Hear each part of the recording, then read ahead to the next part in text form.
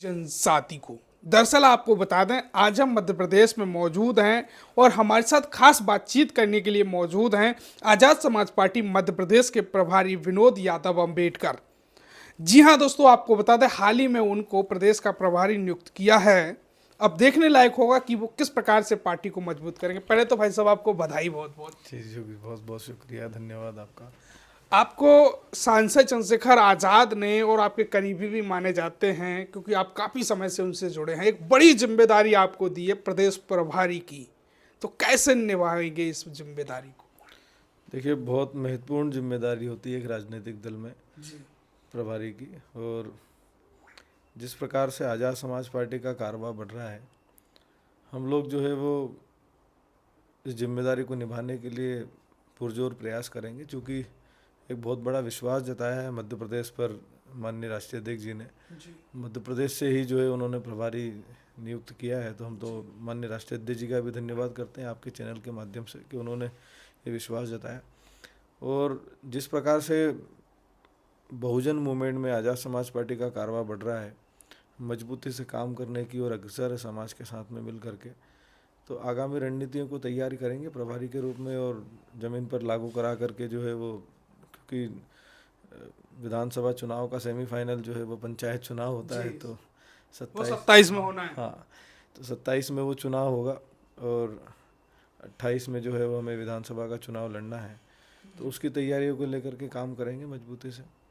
हाल ही में सांसद चंद्रशेखर आज़ाद भोपाल में आए, तो क्या रणनीति तैयार की गई पार्टी को लेकर? देखिए, एक राजनीतिक दल का बेस होता है उसका पोलिंग बूथ की कमेटी होना, जी और वही जो है वो वोट को तैयार करती है और वोट को पोलिंग बूथ तक ले जा करके वोट में कन्वर्ट करती है, पार्टी को दिलवाती है। तो वो जो बेस था हमारा, चूँकि हम चुनाव की ओर देख रहे हैं और जिस प्रकार से माननीय राष्ट्रीय अध्यक्ष जी ने नई संरचना बनाई है संगठन को लेकर के, तो सबसे बड़ा फोकस जो है वो हमारा सेक्टर और पोलिंग बूथ पर रहा है, क्योंकि भीम आर्मी के रूप में हमें जो है वो कहीं ना कहीं एक मदद मिलती है ग्रामीण क्षेत्रों में, शहरी क्षेत्रों में। भीम आर्मी के माध्यम से हम लोग जो है वो एक काम करने के लिए आसानी हमको मिलती है। चूँकि संगठन बनाना ज़रूरी था, तो माननीय राष्ट्रीय अध्यक्ष जी की ओर से पहले तो सभी प्रदेश कमेटी के लोगों को, जिलाध्यक्षों को जो है वो एक साथ बिठाया गया, भीम आर्मी और आज़ाद समाज पार्टी के समस्त। उनको संगठन के विषय में जो है नई नई जो दिशा निर्देश थे वो दिए गए और संगठन संरचना पर जो सेक्टर पोलिंग का काम था उसको लेकर के काम दिया गया है कि निकट जो है वो अगले 1 महीनों में हमको वो काम करके देना है, अगले 3 महीनों में उसकी समीक्षा की जाएगी। तो माननीय राष्ट्रीय अध्यक्ष जी ने वो निर्देश दिए और कई सारी चीज़ें जो इंटरनल पार्टी संगठन की होती है उन तमाम विषयों पर चर्चा हुई सभी लोगों के साथ। जब से आप प्रभारी बने हो तो आपने कई जिलों का दौरा किया है, समीक्षा किया है, तो क्या कमी पार्टी में पाई है और क्या अच्छाई पार्टी में पाई है आपने? देखिए, चूँकि हमारा बेस जो है वो भीम आर्मी है और भीम आर्मी जो है वो नौजवान युवाओं से भरी हुई है, तो ज़्यादातर नौजवान युवा मिलते हैं। एक थोड़ी सी जो है कमी तो नहीं कहूँगा उसको, लेकिन जो है वो एक स्टूडेंट होता है, राजनीति में भी हर आदमी जो है दिन भर दिन सीखता है, तो भीम आर्मी के लोग भी वहीं आकर के राजनीतिक पार्टी जो है आज़ाद समाज पार्टी को ज्वाइन करा। कुछ हमारे साथी बाहर से हमारे साथ में आए, कुछ पुराने केडराई साथी जो अन्य दलों से आए हैं। तो कमी तो ऐसी कुछ नहीं है, लेकिन हाँ, संगठन निर्माण को लेकर के जो कहीं पर चूक रह जाती थी हमसे, क्योंकि हम इससे 2023 का चुनाव भी हम पिछली बार लड़े और उससे पहले हम कुछ सीटों पर 2020 में जब उपचुनाव था मध्य प्रदेश में हम उसको भी लड़े।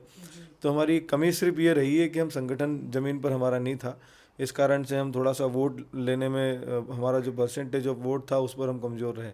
लेकिन मैं विश्वास दिलाता हूँ पूरे मध्य प्रदेश के मेरे आज़ाद समाज पार्टी के साथियों को, माननीय राष्ट्रीय अध्यक्ष जी को, जिन्होंने विश्वास दिखाया कि ये जो कमी थी हम इसको पूरा कर देंगे और पंचायत चुनाव में हम सेमीफाइनल के रूप में जो है वो खेलेंगे और बड़ी मजबूती से हम जो है वो मध्य प्रदेश में पंचायत चुनाव में आज़ाद समाज पार्टी का परचम लहराएंगे।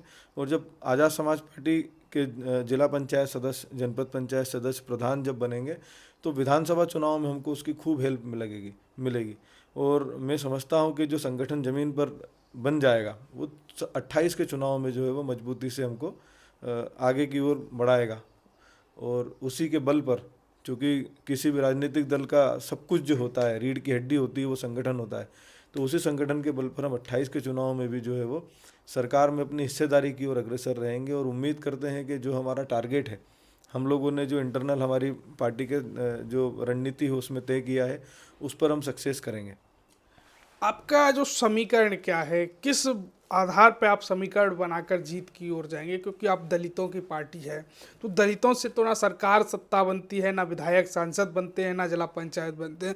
तो आप किस समाज को पार्टी से जोड़ने का काम ज़्यादातर कर रहे हैं? कौन कौन समाज आपसे जुड़ने का काम कर रहा है? देखिए, हम तो सभी को जोड़ रहे हैं, क्योंकि मध्य प्रदेश में लगभग 92% ST SC OBC अल्पसंख्यक समाज रहता है और हम वही बहुजन पॉलिटिक्स करते हैं, तो यही सारे बहुजन भी हैं। तो मध्य प्रदेश तो हमारा गढ़ है, मतलब हम पूरे देश में कहीं घूम जाएंगे तो सबसे बड़ी जनसंख्या अगर कहीं बहुजनों की मिलेगी, आपको मध्य प्रदेश में मिलेगी। तो हम ये कोशिश कर रहे हैं कि बहुजनों में जो सबसे ताकतवर हमारी समाज है, OBC समाज, हम उसको मजबूती से साथ लाने का काम कर रहे हैं। इसी बीच में हमारे साथ में भी कई सारे 8-10 नाम जो है OBC समाज से जुड़े हैं, उसमें खास करके दामोदर यादव जी हमारे साथ में जुड़े। वो चूँकि हमारी पार्टी से पहले चुनाव लड़ चुके हैं, लेकिन जो है वो पार्टी की जिम्मेदारी पर जो है वो अभी आए हैं। राष्ट्रीय कमेटी के मेंबर जो है उनको नियुक्त किया गया है। उसके अलावा भी कई साथी हमारे साथ में आए हैं, 1-2 हमारे साथ में जिला पंचायत और जनपद पंचायत के सदस्य भी वर्तमान में, कुछ एक सरपंच है। फिर चूँकि हम OBC की अलग हट करके फिर शेड्यूल ट्राइब की ओर जाते हैं, तो हम वहाँ पर भी काम कर रहे हैं। और उसके बाद शेड्यूल कास्ट से, क्योंकि चंद्रशेखर आज़ाद जी भी शेड्यूल कास्ट से आते हैं, तो शेड्यूल कास्ट के लिए तो हम काम कर ही रहे हैं। जितनी भी मध्य प्रदेश में लगभग कुछ 98 उपजातियों समेत जो है वो मध्य प्रदेश में जातियाँ हैं, 64 सॉरी, और 94 के आसपास कुछ हमारी जो है वो OBC की जातियाँ हैं। तो ऐसे ये जो जाति समीकरण है, क्योंकि ये बात सत्य है, हम लोग उसमें बिलीव नहीं करते, लेकिन पॉलिटिक्स में ये सबसे पहले देखा जाता है। तो हम उन सभी समीकरणों को जो है वो एक गठजोड़ बना करके आगामी 2028 की तैयारियों में लगे हुए हैं। देखो, मध्य प्रदेश में भाजपा कांग्रेस बड़ी मजबूत दोनों पार्टियां हैं, और OBC समाज, दलित समाज खासकर या तो भाजपा को वोट करता है या कांग्रेस को, और रहा बच्चा समाज बसपा को वोट करता है। तो आपके साथ समाज क्यों वोट करे? उनके पास मजबूत बसपा पार्टी भी है, कांग्रेस पार्टी कहते हैं कि हम दलितों के हितैषी, हमें दलित वोट करते हैं। तो आपके साथ क्यों दलित समाज के लोग आए? आप क्या उनके लिए कर रहे हैं? क्यों OBC के लोग आए? देखिए, जब भारतीय जनता पार्टी मध्य प्रदेश देश में सरकार में आई, सेंट्रल में उसकी गवर्नमेंट आई, तो 2016 में उन्होंने जो है वो रोस्टर पॉइंट जो है वो डॉक्टर बाबा साहब अम्बेडकर ने आरक्षण प्रणाली बनाई थी, उसको बदल दिया। हम उसके विरुद्ध लड़े। 2018 में ST SC एक्ट जो है वो सुप्रीम कोर्ट ने उसमें कुछ फेरबदल किए, हम उसकी लड़ाई लड़े। 2023 में 12 फरवरी को इसी भोपाल में आज हम बैठे हैं, एक बहुत बड़ा आंदोलन हमने किया आरक्षण को बचाने के लिए, ST SC एक्ट के लिए। तमाम देश, मध्य प्रदेश में आप जहाँ कहीं पर भी घूमोगे, जितने भी मुद्दे जो है एट्रोसिटीज़ के होते हैं, मॉब लिंचिंग के होते हैं, या XYZ जितने भी जाति भेद होते हैं, उनके खिलाफ भीम आर्मी आज़ाद समाज पार्टी के रूप में हम जनहित के मुद्दे उठा करके आंदोलन करते हैं, उनको न्याय दिलाने का प्रयास करते हैं। लेकिन साथ में हमारी एक टीम जो है वो इंटरनल काम कर रही है, जो केडर के रूप में समाज को अपनी पिछला जो भूतकाल था उसके बारे में, बहुजन महापुरुषों का जो आंदोलन रहा है उसके बारे में जानकारी देते हैं, समाज को एक साथ एक गठजोड़ में जोड़ने का प्रयास कर रहे हैं। रही बात बसपा की और कांग्रेस की, चूँकि कांग्रेस पार्टी को हम देखते आ रहे हैं, 54 साल 7 महीने जो है वो उन्होंने देश पर राज किया। मध्य प्रदेश में भी कई सालों तक उनकी सरकार रही, लेकिन जब हम देखते हैं कि इन्होंने क्योंकि सरकार को या तो आपके लिए कानून बनाने होते हैं, आपको योजनाएं बनानी होती है, या फिर आप जो है वो रोज़मर्रा के जीवन की व्यवस्था जो होती है वो सरकार की जिम्मेदारी होती है हर जानमानस के लिए।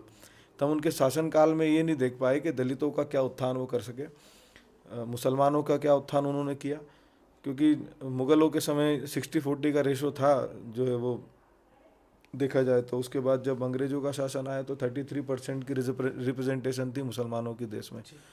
जब 1946 में अंतरिम सरकार बनी कांग्रेस की, उसके बाद से सरकार वो चलाते आए, भारत के संविधान के लागू होने के बाद भी उनकी सरकार रही। तो मुसलमानों का जो रिप्रेजेंटेशन था वो 2000 तक 2% रह गया, 33% से 50 सालों में लगभग 2% रह गया। तो ये दिखाई देता है कि मुसलमानों के लिए कुछ नहीं दिया। दलितों के लिए अगर दिया होता तो ये भी देखा जाता है कि भाई जब कांग्रेस पार्टी सत्ता में नहीं थी, अंग्रेजों का शासनकाल था, उस समय भी बाबा साहब अम्बेडकर के सहयोग नहीं किया उन्होंने। हमेशा बाबा साहब अम्बेडकर का विरोध करते रहे। बाबा साहब अम्बेडकर ने जो दलितों के लिए, अछूतों के लिए मांग उठाई, उन पर विरोध दर्ज कराते रहे। सरकार बनने के बाद में भी, क्योंकि हम भारतीय संविधान को मानते हैं, भारतीय संविधान में वो संशोधन करते गए।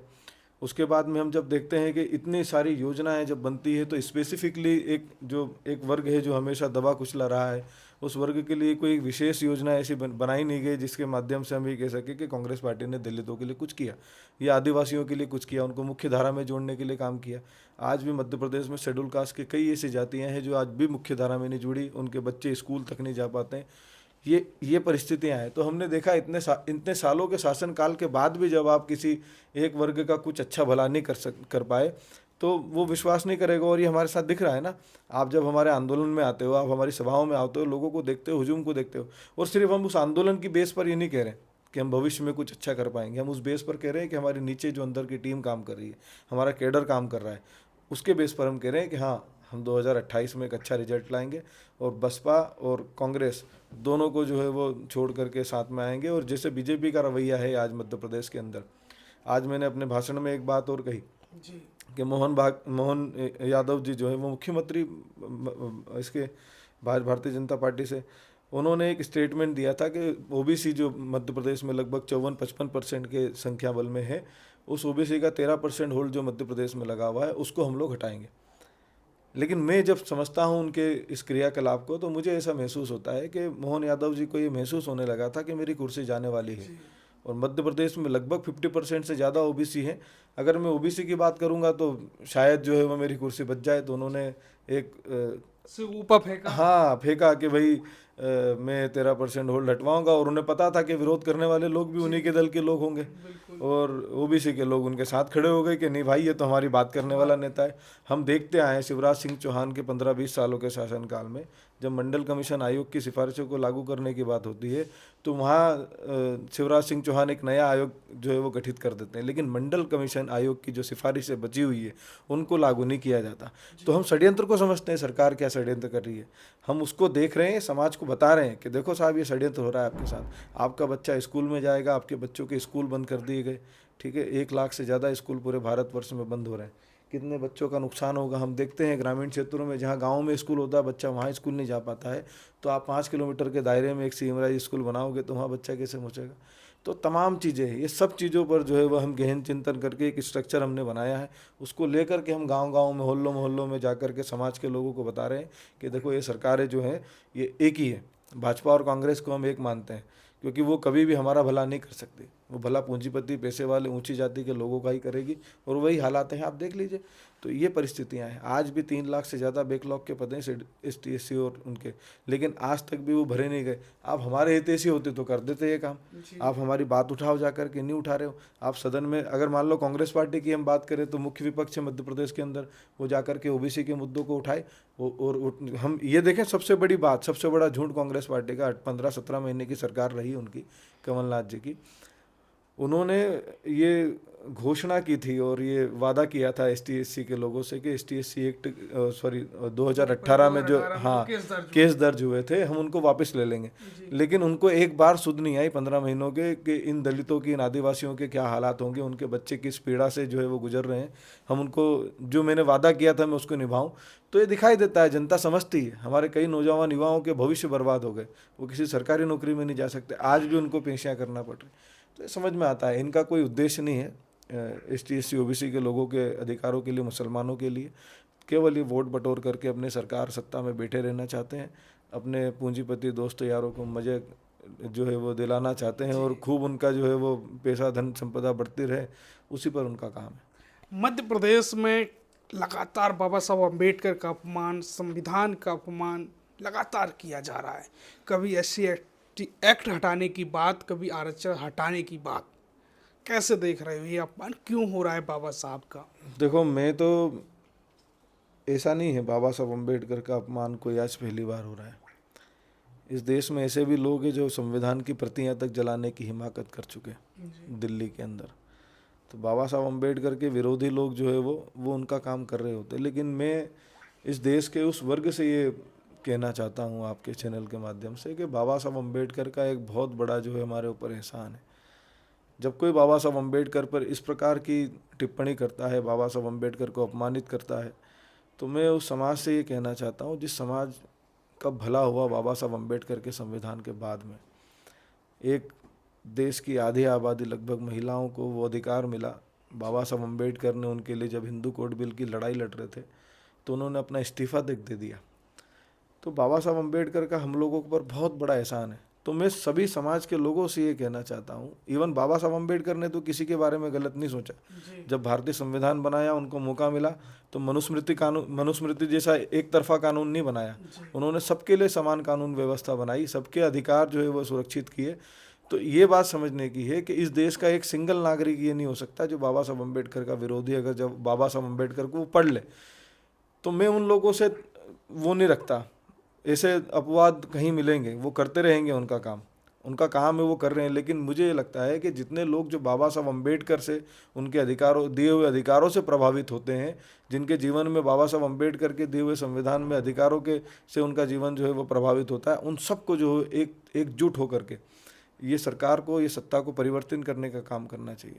इस सरकार के होते हुए अगर बाबा साहब अम्बेडकर भारतीय संविधान निर्माता, सिंबल ऑफ नॉलेज, अमेरिका जैसे देश ने अगर उनको ये उपाधि दी है, भारत देश के सर्वोच्च पुरस्कार जो होता है भारत रत्न, उससे वो नवाजे गए हैं। भारत देश में उनसे ज़्यादा एलिजिबल कोई नहीं, उनसे ज़्यादा पढ़ा लिखा कोई नहीं है। जिस समय संविधान बनाने का स्ट्रक्चरल काम उनके ऊपर दिया गया, उस समय उनके बरोबर कोई नहीं था। तो ये देखना चाहिए कि बाबा साहब अम्बेडकर ही सब कुछ हैं, और अगर इस प्रकार का कोई अपमान कर रहा है तो सरकार को पहली प्राथमिकता से उस पर कड़ी कार्रवाई करना चाहिए। हमारे साथियों ने कार्रवाई की डिमांड करी, जैसे ग्वालियर में घटना हुई, उन्होंने, और मैं तो ये समझता हूँ कि पूरी एडवोकेट बिरादरी जो है वो कानून के जानकार, क्योंकि बाबा साहब अम्बेडकर बैरिस्टर थे, ठीक है, और उस समय के बैरिस्टर थे, तब कोई सोच भी नहीं सकते। उनके सामने गांधी जी भी अधूरे बैरिस्टर थे। तो उस समय के बाबा साहब बैरिस्टर थे, तो पूरी वकील बिरादरी को बाबा साहब अम्बेडकर के पक्ष में खड़ा हो जाना चाहिए। एक मूर्ख वकील अगर उसके ज्ञान के, उसके बल पर, जैसे उन्होंने कहा कि BN राव साहब, तो हम उनका सम्मान करते हैं। मैं बाबा साहब अम्बेडकर की किताब पढ़ रहा था, हिंदू कोड बिल, तो उसके अंदर ये बताते हैं कि एक सेलेक्ट कमेटी बनाई गई थी हिंदू कोड बिल बनाने के लिए। तो BN राव जो थे, उन्होंने एक तो जो है वो महिलाओं के विधवा विवाह, और एक जो है वो संपत्ति वाली, जो है इन दो मुद्दों पर एक हिंदू कोड बिल बनाया था। उसकी वो लड़ाई वो पूर्ण रूप से नहीं लड़ पाए। उस लड़ाई को बाबा साहब अम्बेडकर आगे लेकर के गए और हिंदू कोड बिल में तब्दील कराया। अगर वो नहीं कर रहे थे, सरकार नहीं कर रही थी, तो उन्होंने इस बात पर इस्तीफा दे दिया।